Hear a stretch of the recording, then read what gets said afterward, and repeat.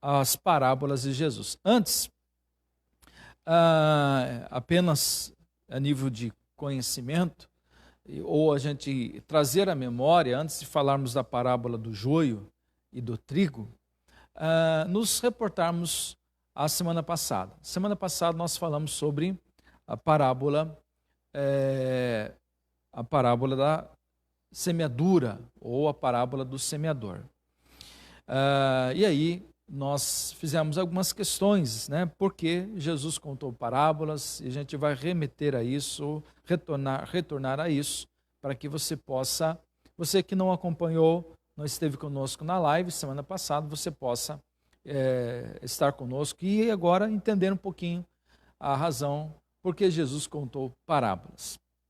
Antes, vamos orar, você aí conosco, ore conosco para que Deus, assim, na sua graça, amor, possa nos falar ao coração, ensinar a nossa vida e, sobretudo, que Ele, pelo seu Espírito, possa nos ajudar a aplicação da palavra de Deus à nossa vida. Querido Senhor, nós queremos te agradecer por esse dia, te agradecer por esse domingo, por esta manhã, e pela oportunidade que o Senhor nos dá de levantarmos e acordarmos, tomar o café. Te agradecemos pela misericórdia do Senhor que se renova nesse dia sobre nós, sobre cada família, irmãos que estão assistindo, nos acompanhando nessa live. Pedimos a Tua graça, Senhor, sobre nós. Ao abrirmos a Tua palavra, pedimos que o Teu Espírito Santo nos instrua, nos ensine, nos admoeça, venha nos desafiar nesse dia, Senhor, para que a nossa vida ganhe cada vez mais profundidade no conhecimento de Jesus. Pedimos então que Teu Espírito Santo, que sonda mentes e corações, possa nos sondar e possa assim transformar a nossa vida, fazendo com que cada um de nós, tanto nós aqui quanto os nossos irmãos que estão nos acompanhando nessa live, sejam profundamente inspirados e, sobretudo, impactados com a palavra do Senhor. Pedimos assim que a Tua graça seja sobre todos nós, edificando-nos de tal forma que assim possamos nos sentir renovados pela Tua graça e pela Tua palavra. Em nome de Jesus, nós te pedimos. Amém. Primeiro, pensando sobre as parábolas, falamos semana passada sobre os motivos ou por que Jesus contou parábolas. O que são parábolas? Parábolas são pequenas histórias simples, na maioria das vezes tiradas do dia a dia, do cotidiano, das situações do dia a dia, dentro de um cenário comum do povo. Uma parábola pode ser uma história real ou uma história contada, inventada, aliás, com uma finalidade de ilustrar uma realidade espiritual, sobretudo com respeito ao Evangelho de Mateus, ilustrar o reino de Deus e a sua manifestação. As parábolas contêm metáforas, as parábolas contêm comparações e as parábolas contêm símiles.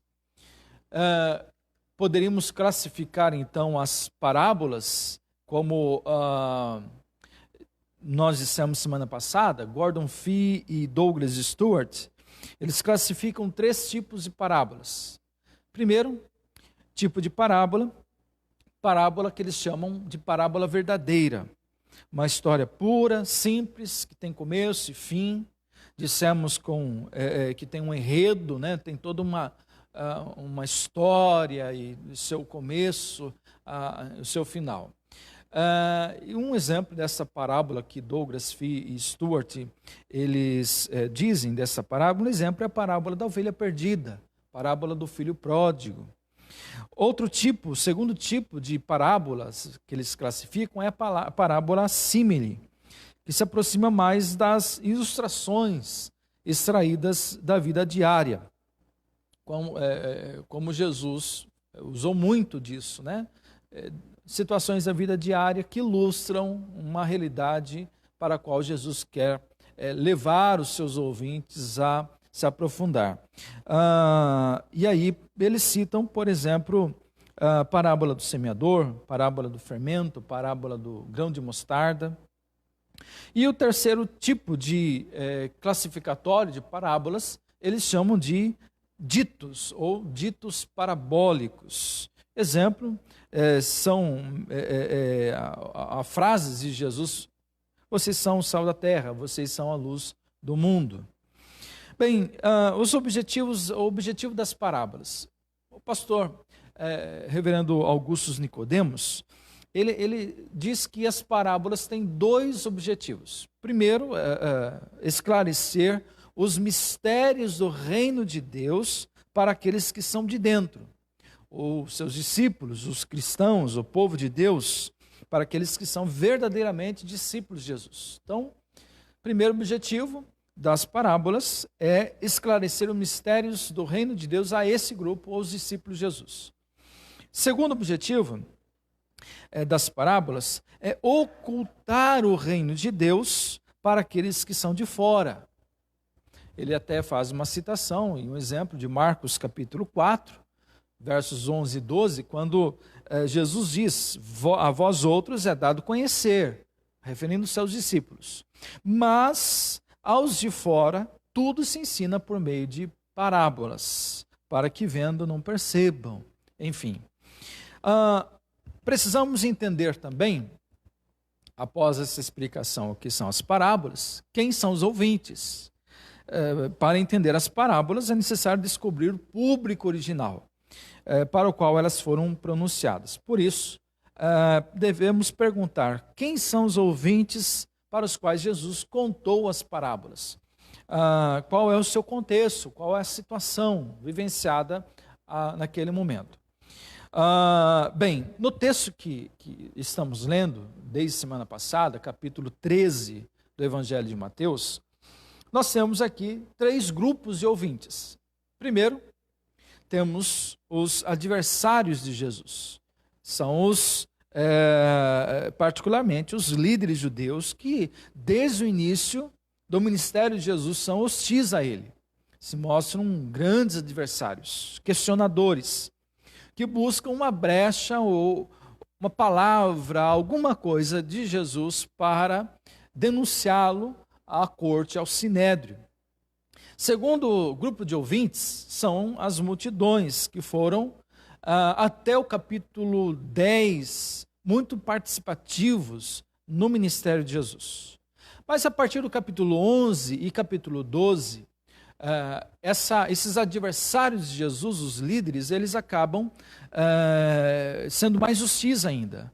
E levando a multidão que vinha seguindo Jesus a ter algum tipo de dúvida, a surgir questionamentos sobre Jesus, sobre o ensino dele, sobretudo sobre o messianismo, o tipo de messianismo que Jesus assume, nessa expectativa, esperança judeu, dos judeus, do libertador. E Jesus acaba mostrando um tipo de messianismo muito diferente daqueles que era aguardado, daquilo que era esperado pelos judeus.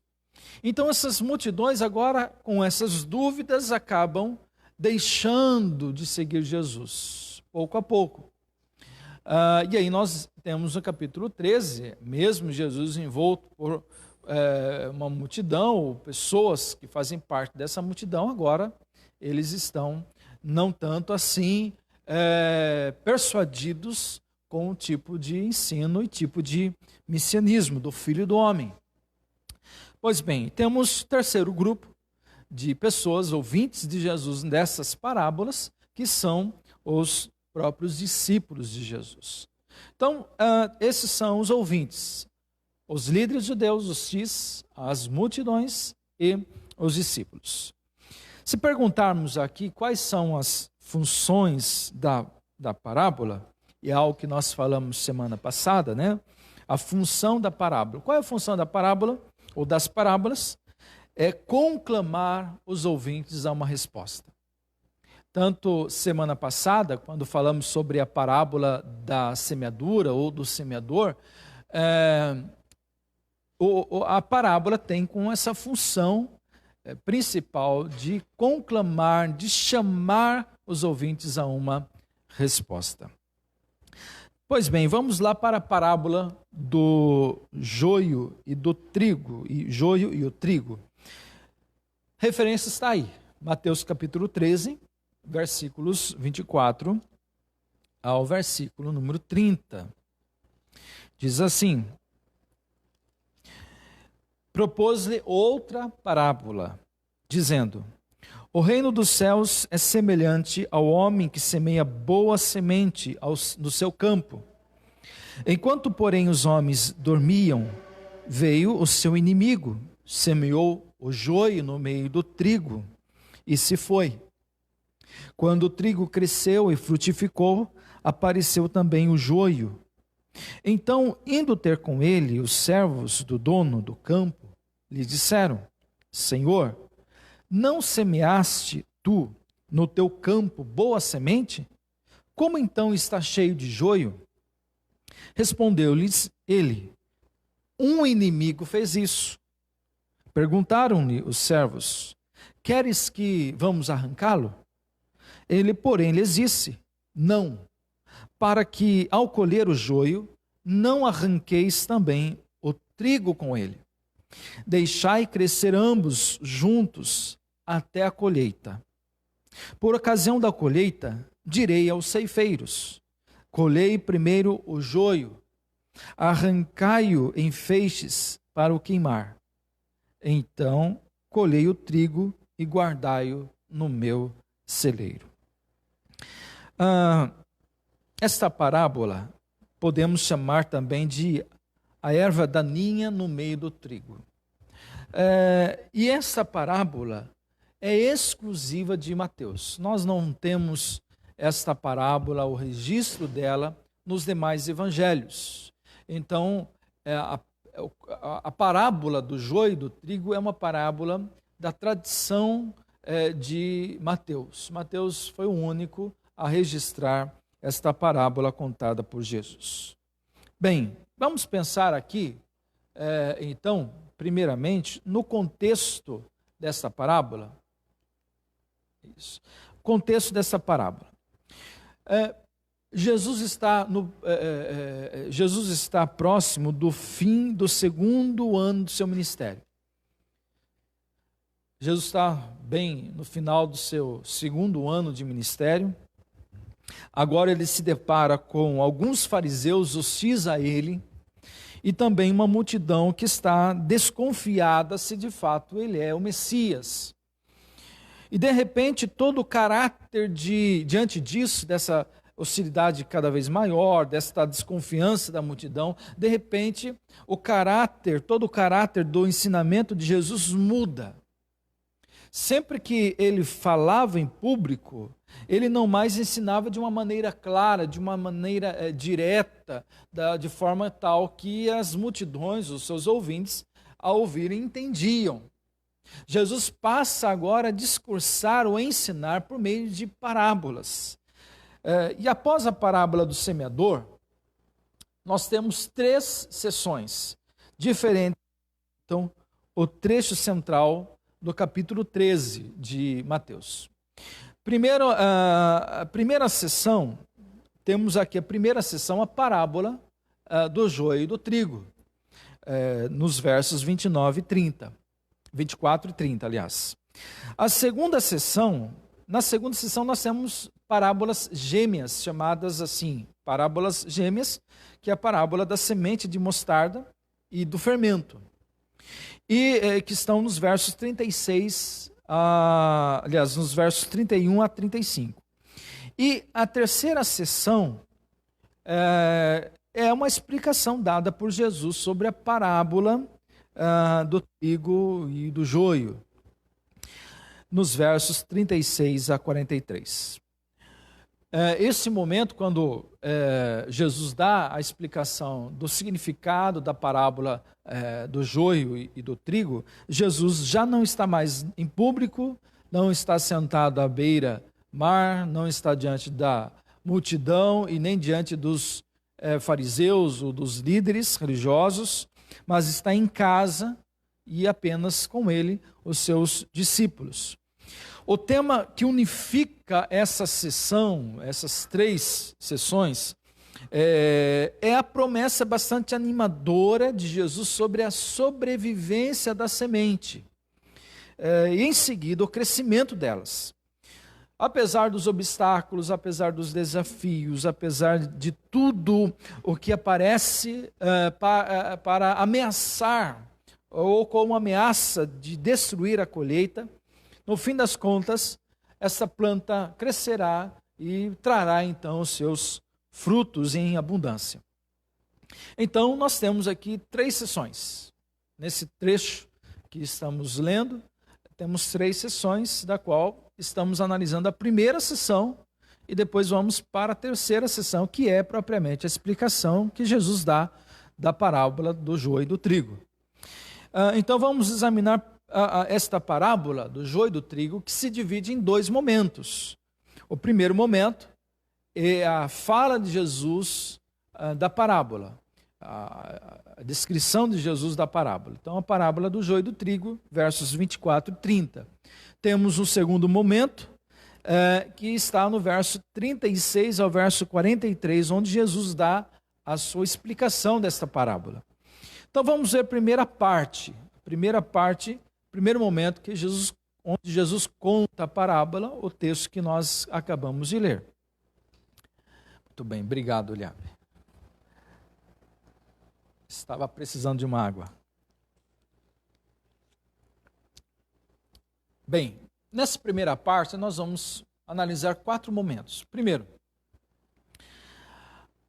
a pergunta dos empregados. No verso 27, os empregados acordam de manhã, ou acordam um certo dia, né, pelo que eles estão dormindo, e eles, enfim, durante o período noturno, eles dormem, e eles não percebem nada, pegados ao sono, eles não percebem o que acontece.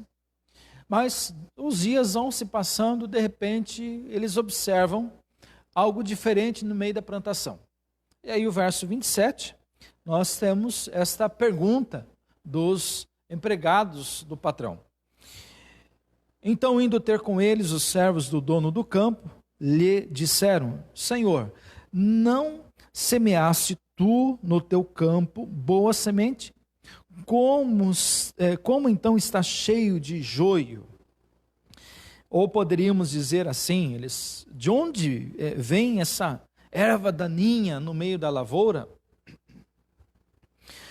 Os empregados poderiam bem saber que erva daninha cresce naturalmente.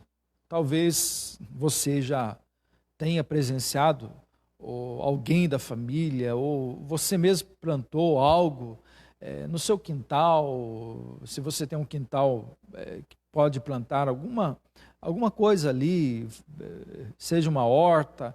A gente se depara que ervas daninhas, elas crescem naturalmente. Você não precisa plantar, essa é a grande questão. Você planta algo, planta uma semente, planta algo no seu quintal, que seja uma horta, e ali você vai perceber com o tempo, enquanto vai crescendo aquilo que você plantou, talvez um alface, uma couve, e você vai perceber que ervas daninhas que você não plantou estão crescendo junto. Então, aqueles lavradores, aqueles empregados sabiam com clareza de que, juntamente com aquilo que eles plantaram ali, o trigo, nasceriam ervas daninhas. Isso é óbvio. Contudo, o que se percebe é que aqueles trabalhadores que já deveriam ter lavrado aquelas terras antes, embora sabendo que ervas daninhas naturalmente cresceriam, eles perceberam que aquelas ervas daninhas, o joio, eles apareceram de uma forma assim inexplicável. Poderia sim se esperar que crescesse, mas não em quantidade como aquela. E aí eles levam a questão até o patrão. Poderiam chegar ao patrão e dizer assim: olha, nós sabemos que ervas daninhas crescem naturalmente, mas nessa proporção. Nunca tivemos isso, nunca aconteceu isso. Todas as vezes que nós plantamos, nunca aconteceu de crescer quantidade assim grande, tão grande quanto quase comparado com aquilo que nós plantamos, com o trigo que nós plantamos. Pois bem, o fato de elas aparecerem em grande quantidade, então, não era algo normal, era anormal. Aí chegamos no segundo momento, que na verdade é a resposta que o patrão dá aos seus empregados, a questão, a pergunta deles. Verso 28, que diz assim: respondeu-lhes ele, o patrão, um inimigo fez isso. Um inimigo fez isso. Como afinal o proprietário sabe com tanta certeza, enquanto os empregados estavam dormindo, não viram nada, poderiam ver, perceber, mas aqueles que passaram, a ideia é que eles plantaram e ficaram próximo à plantação e não perceberam nada. E o patrão à distância, talvez em sua casa, e de repente ele tem essa clareza e precisão na sua resposta, um inimigo fez isso. Então, como o proprietário sabe com tanta certeza que foi um inimigo que semeou o joio à noite, enquanto seus empregados dormiam? Bem, certamente o proprietário conhecia muito bem o seu terrível inimigo que espalhou tantas quantidades de ervas daninhas na sua terra, prejudicando. Interessante que dos usos e costumes daquele tempo, sabe-se que no Oriente Médio, no Oriente, não eram raras as maldades tão incríveis quanto esta, de alguém no meio da noite semear erva daninha numa plantação recém, né, um local, um campo recém cultivado. Até um direito romano da época contém determinações contra tais ocorrências. E eu quero citar uma determinação romana do mesmo período, do primeiro século especialmente. Nessa determinação do direito romano diz assim: um agricultor pobre que havia levado para pastar o seu gado numa terra alheia, ou seja, uma terra que não era dele, era de outra, foi denunciado por um terceiro. Então, um agricultor pobre levou o seu gado para pastar numa terra que não era dele. Uma terceira pessoa viu isso, denunciou a sua atitude ao proprietário da terra. O denunciado, então, relata pessoalmente. Aquele agricultor pobre acaba relatando pessoalmente como é que ele se vingou daquele que havia denunciado o seu ato.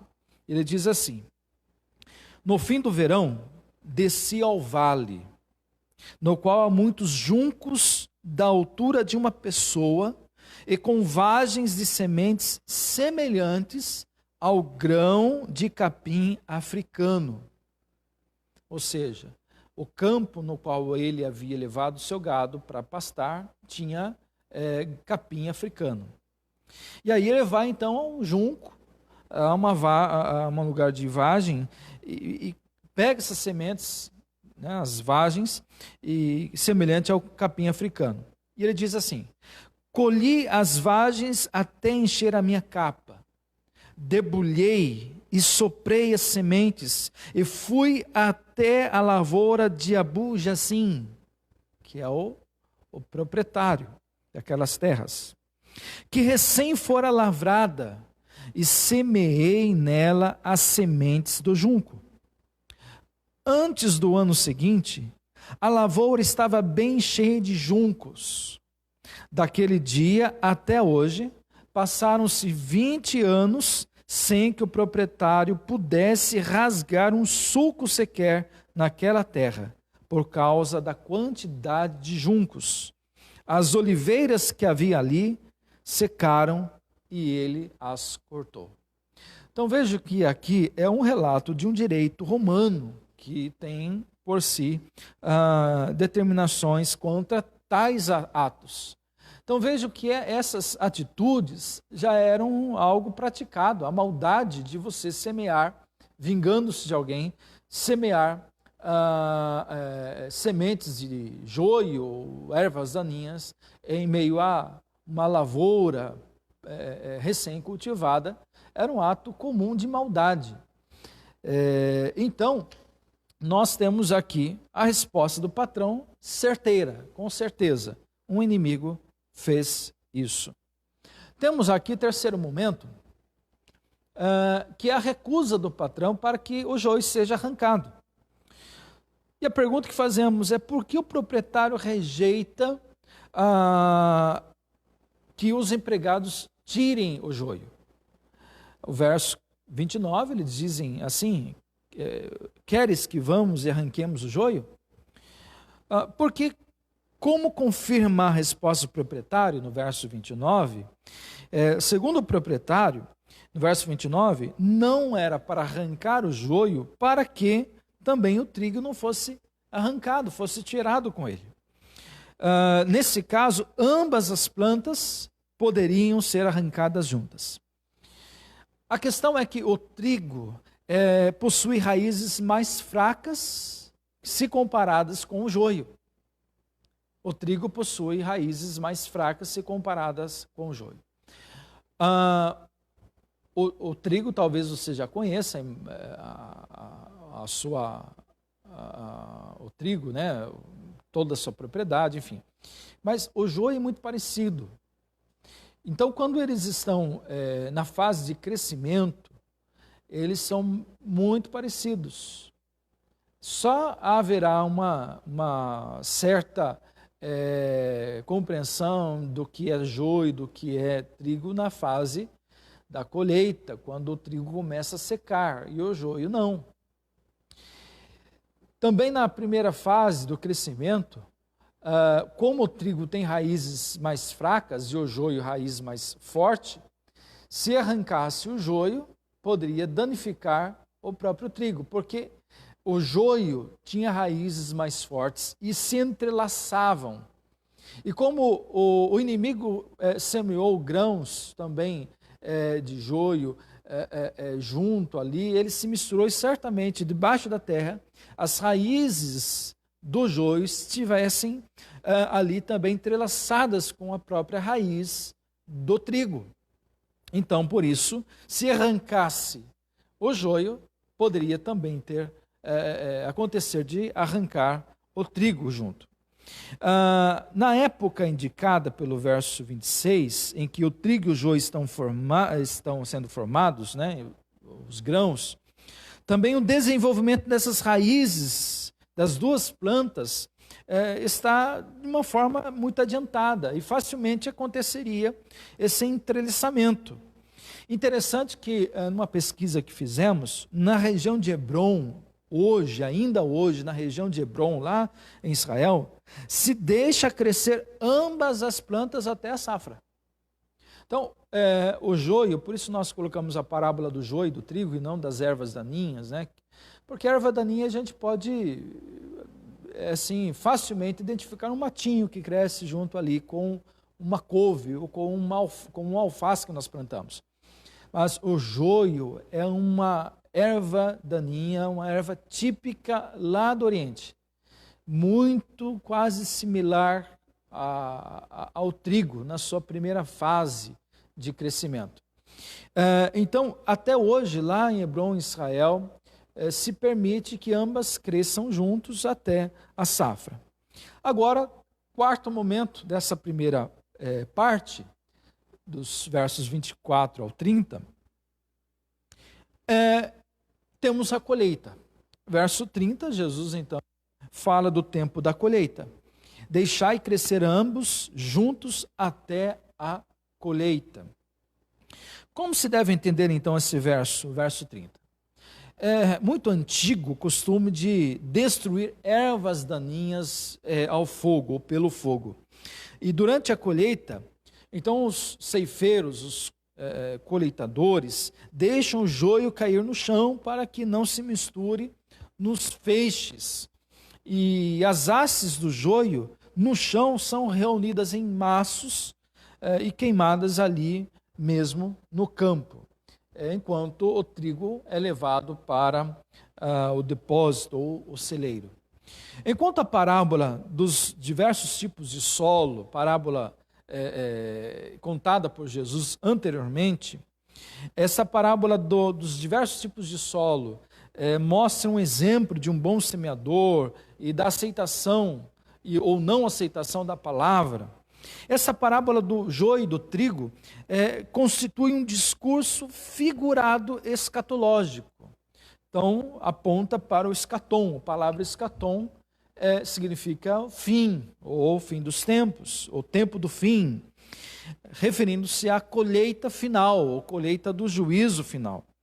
A ênfase da parábola está, então, não na planta do trigo propriamente, nem na semeadura do joio, nem das observações dos empregados, mas o ponto-chave desta parábola está na colheita. E esse fato precisa ser considerado desde logo, na interpretação desta parábola.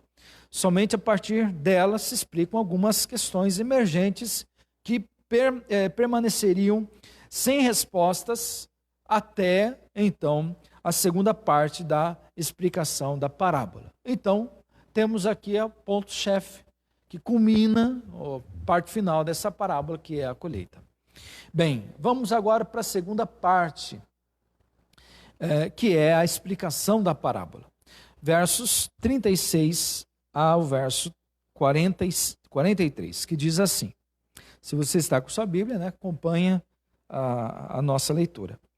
Então, tendo despedido a multidão, foi Jesus para casa.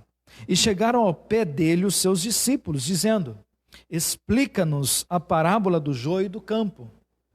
E ele respondeu: o que semeia a boa semente é o Filho do Homem. O campo é o mundo, e a boa semente são os filhos do reino. O joio são os filhos do maligno. E o inimigo que o semeou é o diabo. A colheita é o fim do mundo, e os ceifeiros são os anjos.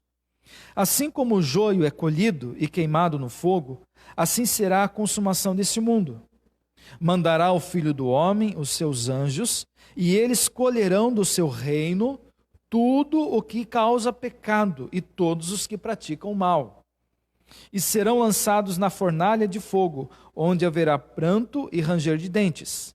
Então os justos brilharão como o sol no reino de seu Pai. Quem tem ouvidos para ouvir, ouça. A explicação da parábola, ela também se subdivide em duas partes. A primeira parte está nos versos 36 ao 39. E ela faz uma interpretação alegórica dos diversos elementos da parábola. Então, a interpretação é muito simples. E temos a segunda parte, que é formada pelos versos 40 ao 43, onde se descreve a colheita.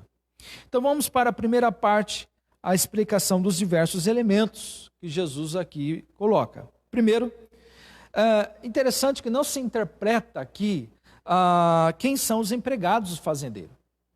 Jesus não dá essa interpretação de quem são os empregados que chegam, que fazem a plantação, que plantam a semente de trigo.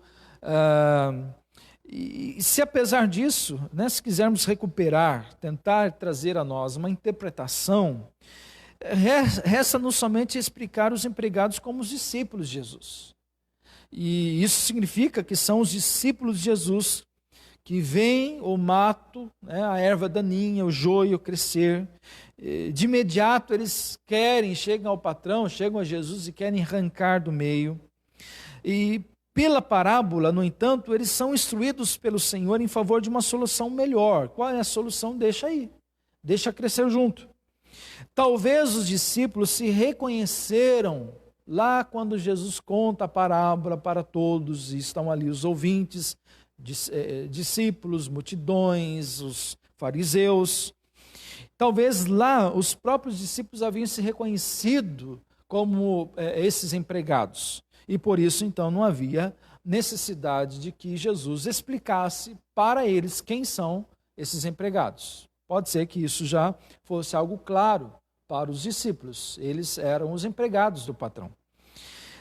Segundo, temos a imagem, o elemento do Filho do Homem. Mateus utilizou 7 vezes essa autodesignação do Senhor, né, incluída na parábola. Há 7 vezes essa expressão Filho do Homem. Enquanto a gente começa já a ler o texto de Mateus, a primeira parábola do semeador, Jesus se identifica como sendo esse Filho do Homem. Temos a semente, que é interpretada de forma diferente que na parábola dos diversos tipos de solo. Por exemplo, lá na parábola do semeador, a semente era a palavra do reino. Aqui, as sementes, na parábola do joio e do trigo, são os filhos do reino. Então há uma diferença, né? Na parábola do semeador, a semente é a palavra do reino. Nessa parábola do joio e do trigo, as sementes são os filhos do reino. Poderíamos então designá-los como servos, os discípulos de Jesus, seguidores de Jesus. Para diferenciá-la da semente boa e semente ruim, nós temos aqui a erva daninha, o joio, que Jesus explica ser os filhos do maligno. Então nós temos as sementes, a boa semente, são os filhos do reino, temos a má semente, que é o joio, que são os filhos do maligno. Quarto elemento, temos o diabo, que Jesus diz ser o inimigo do fazendeiro, aquele que semeou a erva daninha. A erva daninha não cresceu por si, ela foi lançada de propósito à noite entre o trigo recém-semeado.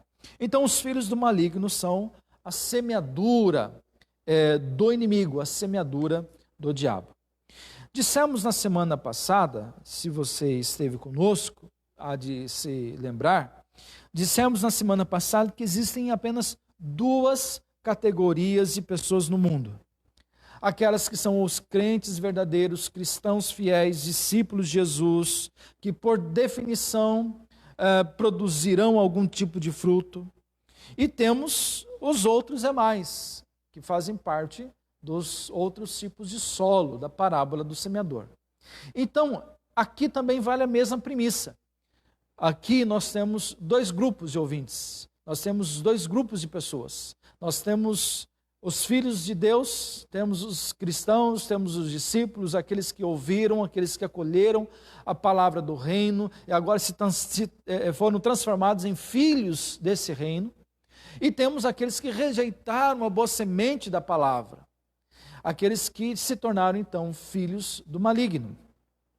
A boa semente e o joio, o mal, são os 2 grupos que se dividem na humanidade, no mundo.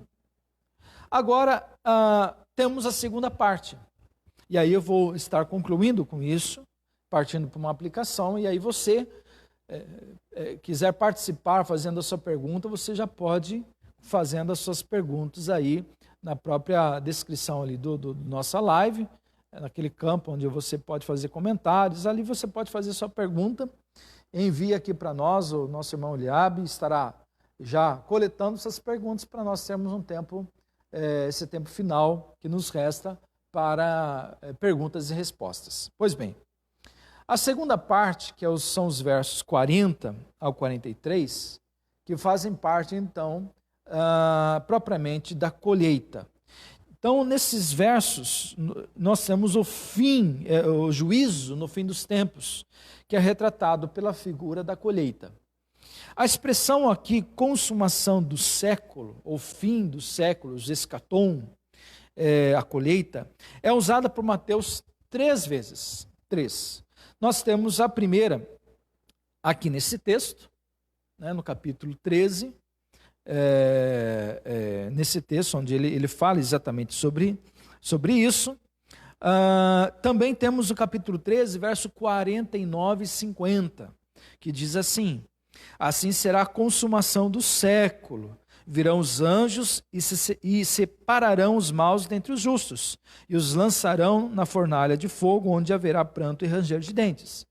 Primeiro, Segundo, nós temos no Evangelho de Mateus ainda, capítulo 24, verso 3, que diz: no Monte das Oliveiras, acha-se Jesus assentado, quando se aproximaram dele os discípulos em particular, e lhe pediram: dize-nos, quando sucederão essas coisas?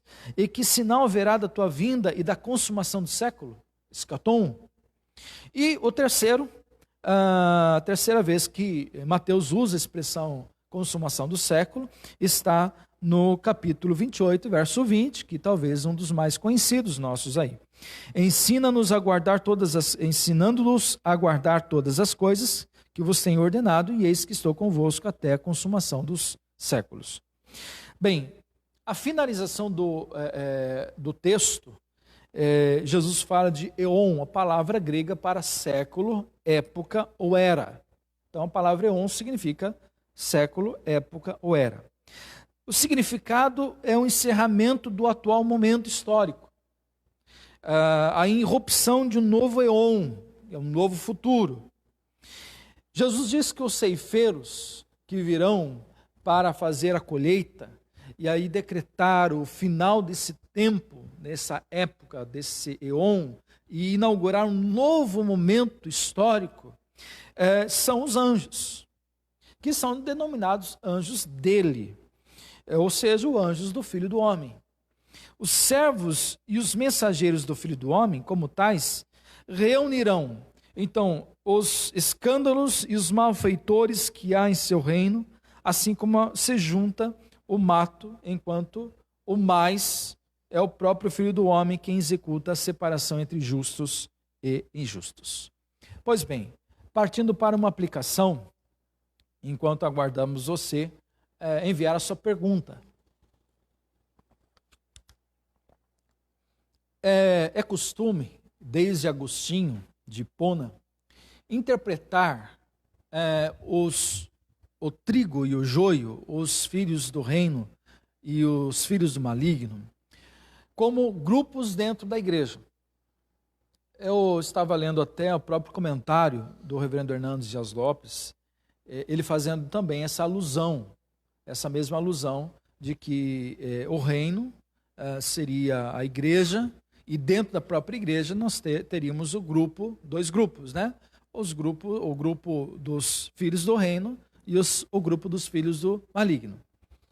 No entanto, eu não gosto dessa interpretação. Eu até acredito que ela não é bem plausível. Eu concordo com uma interpretação que Craig Blomberg, no seu livro Pregando Parábolas, ou Pregando as Parábolas, Blomberg, ele, pelo fato, novo entendimento, ou ele tem um entendimento diferente, eu concordo, prefiro concordar com ele. Por quê? Não dá para a gente dizer que o reino é a igreja e nós temos então dois grupos de pessoas, os filhos de Deus e os não filhos de Deus. Por quê? Na explicação de Jesus da parábola, no verso número 30, ele diz: o campo é o mundo. Então está dizendo assim que o campo não é a igreja, o campo é o mundo. No mundo é semeado trigo, como também vem o inimigo e semeia o joio. No verso 41, também Jesus faz uma menção. Mandará o Filho do Homem os seus anjos e eles colherão do seu reino. Então, não dá para nós interpretarmos a figura do reino como sendo a igreja, porque no verso 38 diz Jesus que o campo é o mundo.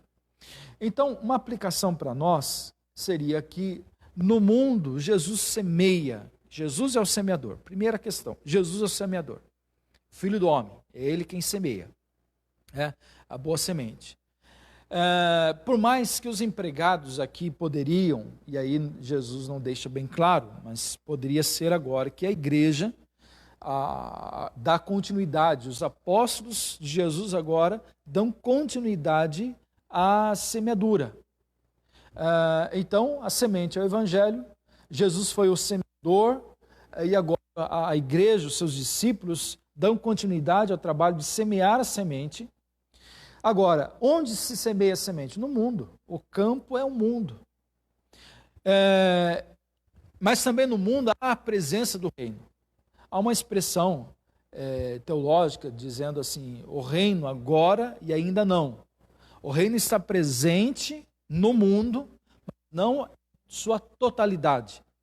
Ainda não se revelou o reino de forma plena, até que Jesus venha, até que chegue o tempo da colheita, quando se manifestará de forma plausível o reino de Deus em toda a sua dimensão e em toda a sua totalidade. Então, nós somos os semeadores, a semente é o anúncio do Evangelho, e onde é que o Evangelho, a semente é plantada, semeada? No mundo. Então, não é propriamente a igreja o local do plantio onde estão ervas daninhas e o trigo, o bom e o mal, o justo e o injusto, mas é o mundo, é o mundo. Se nós interpretarmos apenas a igreja, que Jesus estava se referindo à igreja, e isso não é claro aqui, né? Estaríamos então dizendo que a semente deve ser só semeada no meio da igreja. No entanto, o campo é o mundo. É o mundo que a boa semente deve ser semeada. Então, trazendo essa aplicação da parábola, nós dissemos que a função da parábola, né, das parábolas, é conclamar o ouvinte a uma resposta. O que Jesus deseja como resposta àqueles que ouvem a sua parábola é que nós devemos fazer, como crentes, primeiro, anunciar o reino, anunciar o evangelho do reino, no campo, no mundo. Quem faz crescer é o próprio Deus, quem faz crescer. Também no mundo está sujeito a que o próprio inimigo maligno, o diabo, semeia o joio. Outra questão, não se pode, como nós cristãos, não podemos fazer a separação, o juízo, ou a condenação, isso não faz parte nem nossa, nem da igreja. Então nós não devemos, de forma alguma, tentar separar. É isso que Jesus deixa claro aos discípulos. Talvez eles querendo também separar, vamos tentar arrancar. Jesus diz não, porque não dá. Quem faz essa função é o próprio Filho do Homem, é os ceifeiros do Filho do Homem. Então não sou eu, não é você, não é a igreja. Muitas vezes a gente tem uma palavra muito condenatória. É claro que na igreja e no evangelho nós vemos a questão de disciplina. Nós precisamos de pilares éticos e morais propostos pelo reino e pelo evangelho, que nos dão diretrizes normativas de comportamento, conduta, de vida, de santidade, de testemunho. Mas o fato de julgar é particular, algo particular do próprio Filho do Homem, do próprio Senhor Jesus. É Ele quem faz isso. É Ele quem envia os seus ceifeiros. É no seu tempo, no seu escatom, que Ele fará isso. Então não é parte nossa. A parte nossa é semear a boa semente. Então a aplicação da parábola é que no mundo, o mundo é o grande campo de Deus, onde o evangelho deve ser anunciado, onde a igreja anuncia o evangelho. E aí nós não fazemos parte dos ceifeiros, não vamos fazer essa colheita, mas sim o próprio Deus, o próprio Senhor Jesus. Então cabe a nós anunciar o evangelho e esperar que ele cresça. Embora o evangelho crescendo, também sabemos, em contrapartida, crescerá o joio. As obras do maligno, os filhos do maligno, que em contraponto ao crescimento, ele vai crescer junto. Contudo, a aplicação da parábola nos diz assim, não danificará, deixa ele ali, porque mesmo que o joio cresça ao lado, junto, mesmo que entrelaçado, e aí, né, nós poderíamos até citar que a maldade está presente em vários setores da humanidade, está no setor público e no setor privado, está em todos os ambientes, até mesmo dentro da própria religião. Então, o joio ele está entrelaçado, a maldade humana também está entrelaçada em qualquer lugar, mesmo perto, próximo, pessoas justas, amadas por Deus, salvas por Jesus. No entanto, o que o texto nos diz é que esta maldade presente no mundo, mesmo a erva daninha crescendo lado a lado do trigo, não sufocará e não deixará que esse trigo cresça. Pelo contrário, vai crescer. Então a aplicação diz: mesmo as hostes, mesmo os adversários, sejam eles religiosos, no caso da figura dos fariseus, que são os ouvintes aqui da parábola, mesmo a multidão agora, assim, não muito contente, não se sentindo muito atraída com o tipo de mensagem de Jesus, com o tipo de messianismo de Jesus, mesmo esse descontentamento e infidelidade e inconstância, o trigo crescerá, o evangelho crescerá, vai atingir o mundo será impactado com a boa semente, mesmo em meio à má semente, crescerá e haverá abundância, retomando o que a parábola anterior do semeador diz, 100, 60 e 30 por uma semente. E fica aqui para nós, então, esse texto, parábola, esse estudo, para nossa edificação. Temos alguma pergunta aí?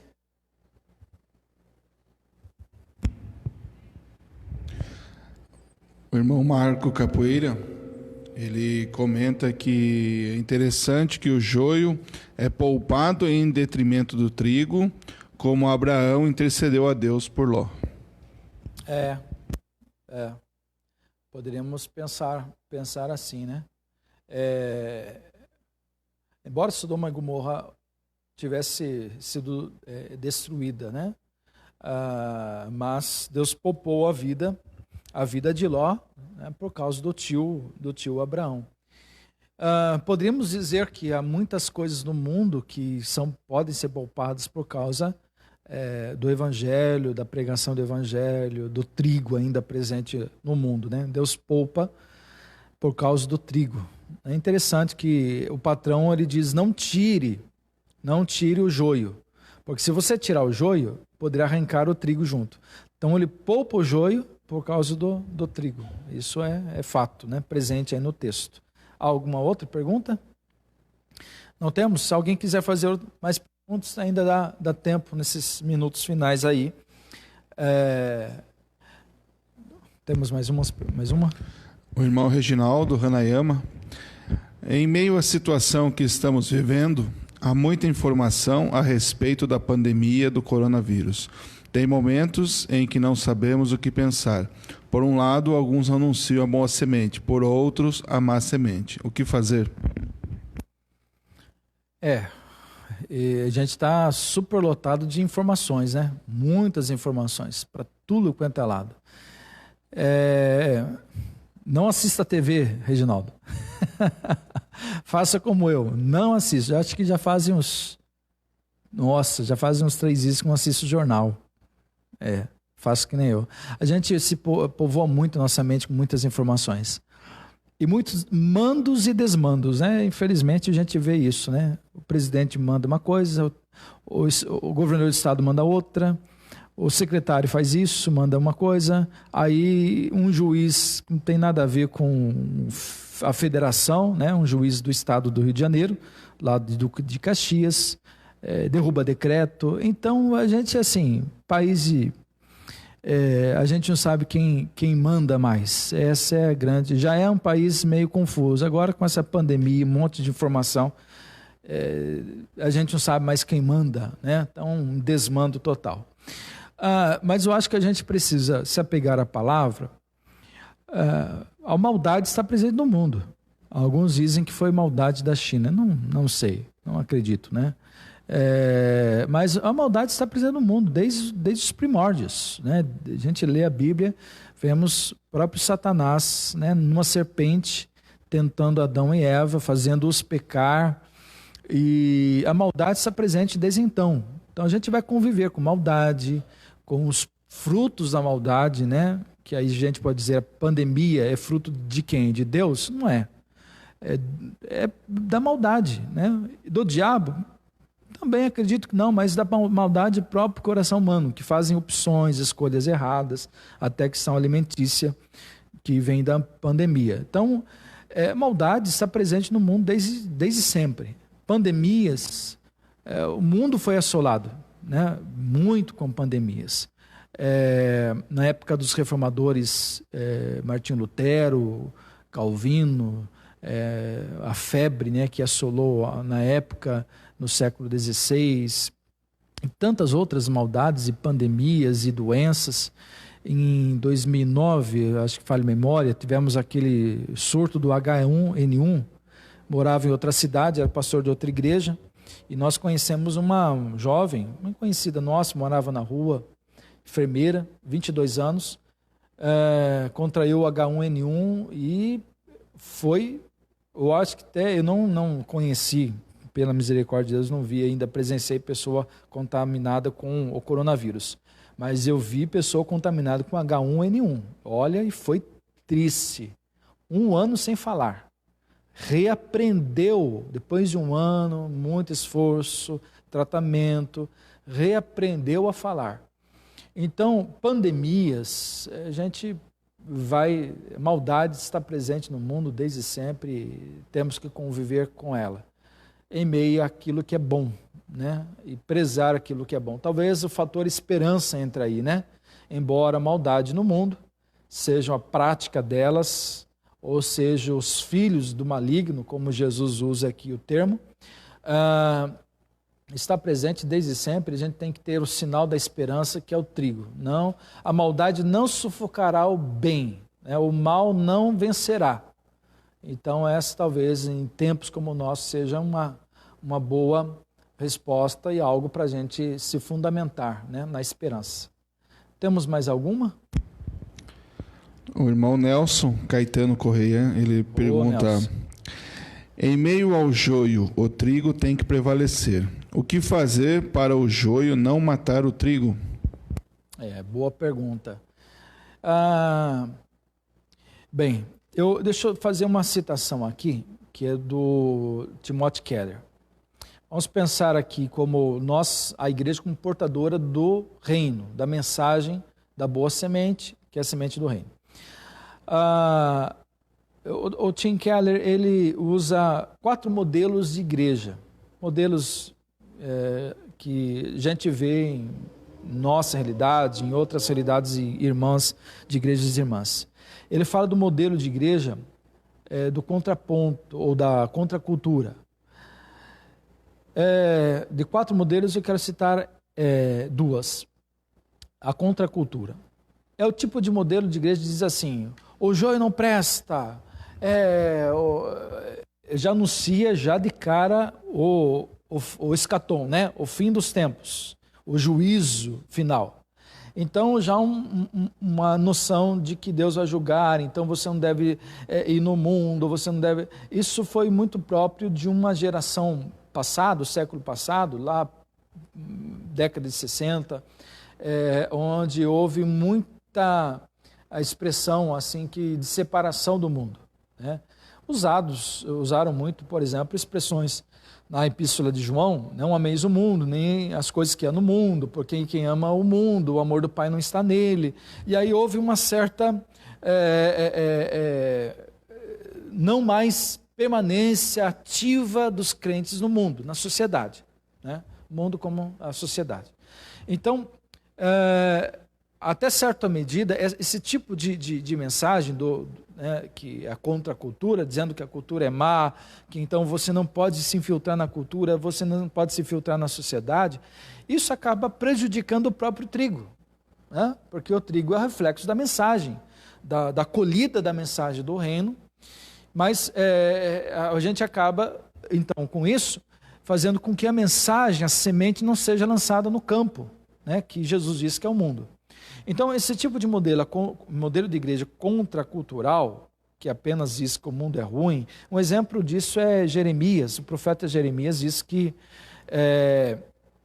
os falsos profetas, na época do profeta Jeremias, diziam assim para os judeus que estavam na Babilônia: não entre na cidade, Não more lá, não faça suas casas lá não. Lá está o maligno, lá o governo é mau, lá vocês vão se perverter, vão se perder na lei de Deus, vocês vão se misturar com os pagãos, vocês vão se casar com gente que é pagã, a sua fé vai ser diluída. Esses falsos profetas acabavam fazendo com que a reação dos judeus era de ficar isolados. Não vamos se infiltrar nessa sociedade não, porque é má, é perversa, é maligna, tem sua cultura, seus deuses.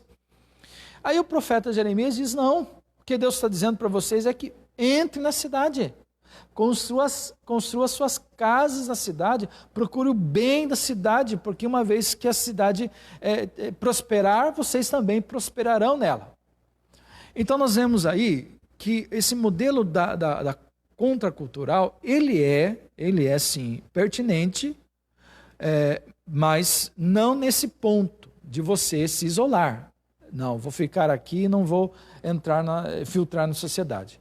Pelo contrário, a gente deve se infiltrar na sociedade, o trigo deverá crescer sim lado a lado do joio. Agora, a posição contracultural é esta: a questão ética, de valores, de princípios morais, do que o Evangelho diz, do comportamento da nova vida, da maldade presente no mundo, que só o Evangelho de Jesus, com a salvação que Jesus oferece, pode transformar o coração humano, pode mudar a realidade humana, pode mudar a estrutura da sociedade, o pensamento das pessoas. Aí sim, o Evangelho como contracultura, é um contraponto, né? De um lado temos o joio, as práticas da maldade, e do outro lado temos o trigo, temos então o evangelho do reino, a transformação. Aí nós temos o segundo modelo, que é o modelo de transformação social, ou transformação das pessoas, né? Que Timothy Keller diz no seu livro Igreja Centrada, que quando estamos presentes no mundo, lado a lado do joio, a mensagem do Evangelho, através da igreja, através dos crentes, dos cristãos, acaba incorporando outras pessoas, atingindo outras pessoas. Então o Evangelho acaba transformando as pessoas no seu local de trabalho, no seu estudo, no seu bairro, na sua convivência social. Então nós temos aí um modelo de igreja, segundo Tim Keller, de transformação, que hoje é intitulado como neocalvinismo, se falarmos aqui dentro da ótica protestante, né? O neocalvinismo, que está crescendo muito, né? Desde do meados do século passado, mas agora sim, nesse tempo nosso, está crescendo muito, né? A dimensão, a ideia da transformação que o Evangelho pode trazer e traz à sociedade. Então, anunciar. A única coisa que devemos fazer não dá para fazer outra coisa senão anunciar o reino de Deus, viver como trigo, e esse evangelho presente na sociedade, no campo, onde o trigo também está presente lado a lado do joio, mas fazendo com que cada vez mais a mensagem do evangelho atinja as camadas da sociedade. E aí, é claro, esperar pelo dia do escatom, o dia do Senhor, o qual, segundo Paulo, o reto juiz, né, virá e então fará a sua colheita. Temos mais alguma pergunta? O irmão Marco Capoeira pergunta: pastor, acha que pelos eventos já estamos chegando à época da colheita? Então, é difícil a gente dizer, mas Jesus tem uma frase dele dizendo que no final dos tempos viriam fatos, né, acontecimentos. E um deles é pandemias. Interessante, né? Jesus já fala dessas situações como essa que nós estamos vivendo. Mas Jesus diz assim, ainda não é o fim. Então, ainda não, eu acredito que ainda não é o fim.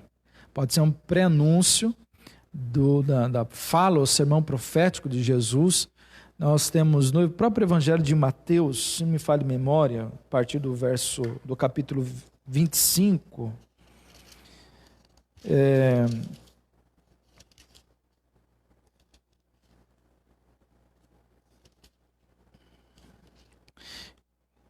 que tem o sermão profético,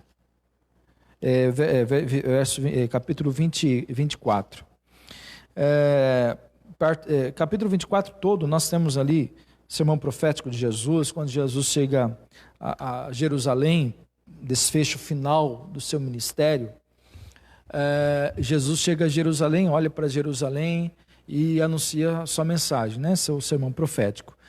E então nós temos ali bem presente uma fala de Jesus dizendo que ainda não é o fim. Então há muitas coisas que antecedem a vinda do Filho do Homem, né? O escatom, o fim, né? O juízo final.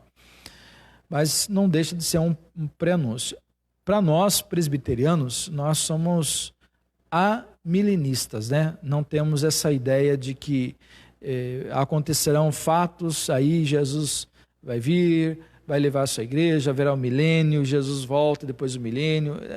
Nós não somos nem pré-milenista, nem pós-milenista, somos amilenistas. Jesus vem, estamos nesse tempo final, isso sim, né?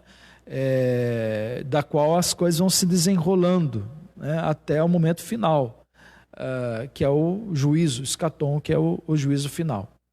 Mas podemos dizer que são fatos, acontecimentos que antecedem, que prenunciam a vinda de Jesus, né? A volta de Jesus. Isso sim, né? De fato. Temos mais alguma? Algumas pessoas fazendo alguns comentários. Pois bem, irmãos, nós agradecemos a participação de todos que acompanharam esta live, conversando sobre as Escrituras e sobre as parábolas de Jesus, e hoje a parábola do joio e do trigo. Que Deus nos abençoe. Esperamos suas fotos, tá? Então, se você tirou fotos, poste suas fotos nas redes sociais, Facebook, Instagram, marque a igreja IPI Vila Esperanca e nós vamos ver aí as suas fotos e acompanhar suas fotos. Também à noite nós teremos aqui nosso culto online às 7 horas, então você vai estar acompanhando a gente aqui, né? Fazemos o convite para você compartilhar. Nós vamos postar daqui a pouco um convite para você postar isso, replicar para seus contatos. E à noite nós vamos receber no culto online a Adriana Falck. Adriana Falck, conhecida aqui na nossa comunidade, talvez por você que está nos acompanhando. A Adriana Falck estará ministrando a palavra de Deus. Encerrando esse mês de março, a temática felicidade. Então, convidamos você para estar conosco, nos acompanhar às 19 horas, 7 horas da noite, quando nós vamos ter aí o nosso culto online. No mais, Deus abençoe a sua vida, tenha um ótimo dia, um bom domingo e até a noite, se assim Deus nos permitir com a sua graça e sob o seu grande amor. Deus abençoe, fiquem na paz do Senhor Jesus.